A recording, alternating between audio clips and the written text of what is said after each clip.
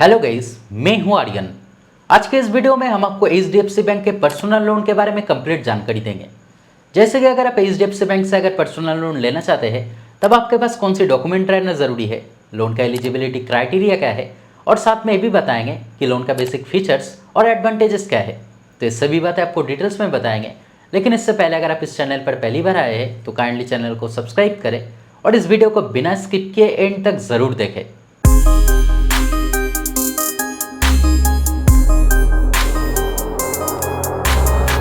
तो गाइस चलिए पहले जान लेते हैं कि अगर आप एचडीएफसी बैंक से अगर पर्सनल लोन लेना चाहते हैं तब इस लोन का बेसिक फीचर्स और एडवांटेजेस क्या रहेगा। तो जैसे कि आप यहाँ पे स्क्रीन पे देख सकते हैं कि अगर लोन अमाउंट की अगर बात की जाए तब मिनिमम 40,000 रुपया से मैक्सिमम 40 लाख के बीच में आप लोन ले सकते हैं। अगर एज लिमिट की बात की जाए तो अगर आप सैलरीड पर्सन है यानी अगर आप जॉब करते हैं तब आपका मिनिमम एज 21 से लेकर मैक्सिमम 60 के बीच में होनी चाहिए। और अगर आप सेल्फ एम्प्लॉयड है यानी अगर आप बिजनेस करते हैं तब आपका मिनिमम एज 21 से लेकर मैक्सिमम 65 के बीच में होनी चाहिए। अगर लोन टेन्योरिटी की बात की जाए यानी कितना दिन के लिए आप लोन ले सकते हैं तब मिनिमम 1 साल से लेकर मैक्सिमम 5 साल के बीच में आप लोन ले सकते हैं। अगर इंटरेस्ट रेट की बात की जाए तब इस बैंक का पर्सनल लोन के ऊपर जो स्टार्टिंग इंटरेस्ट रेट है वो है 10.50%। लेकिन आपके लोन के ऊपर एग्जैक्ट कितना इंटरेस्ट रेट रहेगा वो कई सारे फैक्टर के ऊपर डिपेंड करता है, जैसे कि आपका क्रेडिट प्रोफाइल कैसा है, आपका क्रेडिट स्कोर कैसा है, आपका इनकम कैसा है, कितने अमाउंट का आप लोन लेना चाहते हैं। तो कई सारे फैक्टर के ऊपर वो डिपेंड करता है। तो एग्जैक्ट कितना इंटरेस्ट रेट रहेगा वो लोन लेने के वक्त ही आपको पता चलेगा। अगर प्रोसेसिंग चार्जेस की बात की जाए तब मैक्सिमम यानी अप टू 6.5 तक आपके लोन के अमाउंट के ऊपर प्रोसेसिंग चार्जेस लग सकता है और उसके साथ अलग से 18% जीएसटी भी लागू होगा। तो एग्जैक्ट कितना प्रोसेसिंग चार्जेस लगेगा वो डिपेंड करता है आपका लोन अमाउंट के ऊपर। फोरक्लोजर ऑप्शन भी दिया गया है यानी लोन लेने के बाद किसी भी टाइम पे अगर आप चाहे तो इस लोन को क्लोज कर सकते हैं। लेकिन अगर फोरक्लोज करते हैं यानी टाइम से पहले अगर क्लोज करते हैं तब उस सिचुएशन में कुछ चार्जेस भी लगेगा। इंस्टेंट डिसबर्सल ऑप्शन भी दिया गया है यानी अगर आप इस लोन के लिए अगर प्री अप्रूव्ड होते हैं तब उस सिचुएशन में कुछ ही घंटे के अंदर आपको लोन अमाउंट मिल जाएगा।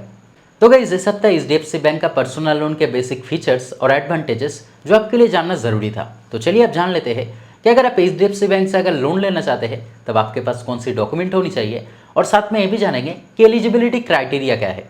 तो जैसे कि आप देख सकते हैं कि डॉक्यूमेंट्स के तौर पे एड्रेस और आइडेंटिटी प्रूफ के तौर पे आपके पास Aadhaar card, passport, voter ID, driving licence, utility bill यानी इनमें से कोई भी एक डॉक्यूमेंट होनी चाहिए। और पैन कार्ड रहना मैंडेटरी है और आपका रिसेंट पासपोर्ट साइज फोटो भी रहना ज़रूरी है। अगर एलिजिबिलिटी क्राइटेरिया की बात की जाए तो अगर आप सैलरीड पर्सन है यानी अगर आप जॉब करते हैं तो जैसे कि हमने आपको पहले ही बताया कि आपका मिनिमम एज 21 और मैक्सिमम 60 के बीच में होनी चाहिए। आपका मिनिमम मंथली इनकम 25 या फिर 25,000 से ज़्यादा होनी चाहिए। लास्ट 3 महीने का सैलरी स्लिप भी रहना ज़रूरी है और आपका लास्ट 3 to 6 मंथ्स का बैंक स्टेटमेंट भी रहना ज़रूरी है। और प्रेजेंटली आप जिस भी कंपनी में जॉब करते हैं वहाँ पे मिनिमम 1 साल का वर्क एक्सपीरियंस भी रहना ज़रूरी है। और आपका क्रेडिट स्कोर 720 या फिर 720 से अबव प्रेफरेबल है। और अगर आप सेल्फ एम्प्लॉयड है यानी अगर आप बिजनेस करते हैं तब बिजनेस प्रूफ के तौर पे certification of incorporation, GST registration या फिर ट्रेड लाइसेंस रहना ज़रूरी है, यानी इनमें से कोई भी एक डॉक्यूमेंट रहना ज़रूरी है।